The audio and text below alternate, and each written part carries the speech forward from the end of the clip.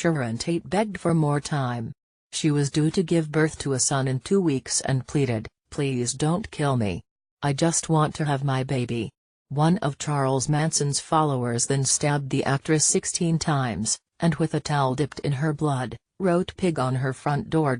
15 years after her daughter's death, Doris Tate conjured that futile plea as she sat across from a Manson family member convicted of killing Tate and 4 others at the star's home on August 9, 1969. "What mercy, sir, did you show my daughter when she was begging for her life?"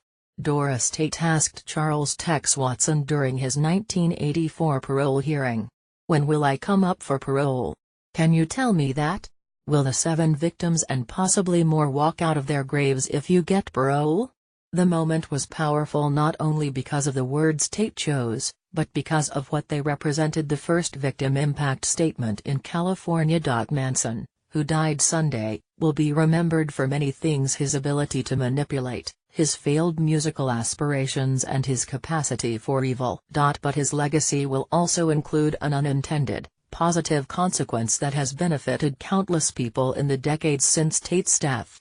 Because of the work her mother began and her sisters continued, victims' voices carry a weight in nation's legal system, and none of Manson's minions, including Watson, have seen freedom. Doris Tate helped get the Victims' Rights Bill, which allowed for victim impact statements, passed in California in 1982. All 50 states now allow victims to speak either written or orally at certain phases of the legal process, according to the National Center for Victims of Crime. Victim impact statements are often the victim's only opportunity to participate in the criminal justice process or to confront the offenders who have harmed them, the National Center's website reads. Many victims report that making such statements improves their satisfaction with the criminal justice process and helps them recover from the crime. Doris Tate wasn't a natural activist. She spent more than a decade after her oldest daughter's brutal death devastated by her grief.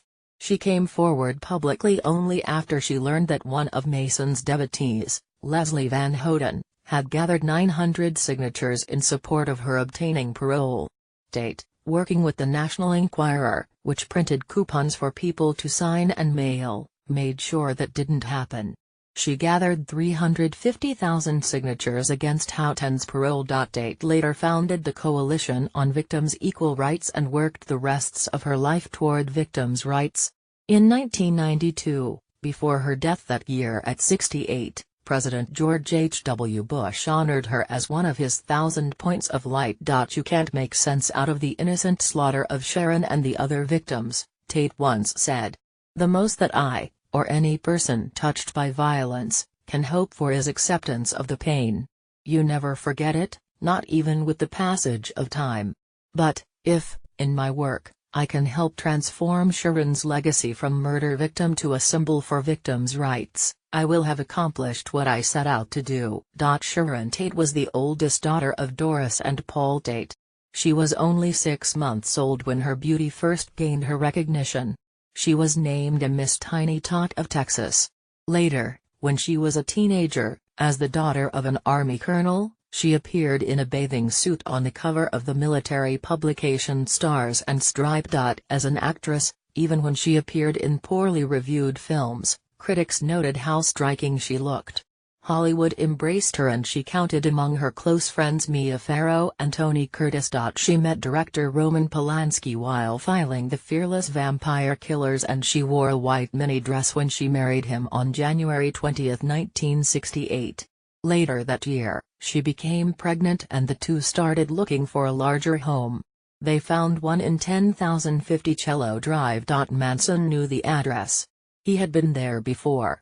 Record producer Terry Melcher had lived there, and Manson had hoped Melcher, who had auditioned him, was going to sign him to a record deal.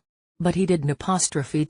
Manson was mad about that, Michael McGann, a detective at the time, recalled in a Los Angeles magazine Oral History.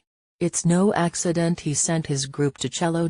Now is the time for Helter Skelter," Manson told a group of his followers the afternoon before the murders, referring to the race wars he hoped to start. Prosecutor Vincent Bugliosi told the magazine. Go to the former home of Terry Melcher and kill everyone on the premises. Bugliosi said Watson, who was later confronted by Tate's mother, then gathered Susan Atkins, Patricia Krenwinkel, and Linda Kasabian to help with the task. Killed alongside Tate were Jasa Brigg, Wojciech Frykowski, Abigail Folger, Stephen Parrott. Polanski was out of town at the time. The next night, Manson followers killed two more people, Leno and Rosemary LaBianca, and Rohil Teresque.